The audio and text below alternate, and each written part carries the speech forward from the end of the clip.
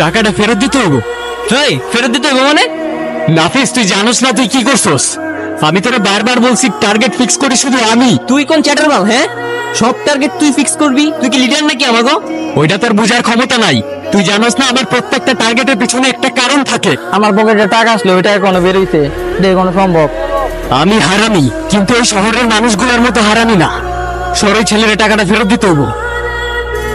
আমিও দেখে নিমু, তুই আমি টাকা লয়ে যাস। তোরা তোকে টাকা নিয়ে যেতে দিবি রে? না। তো মার রে।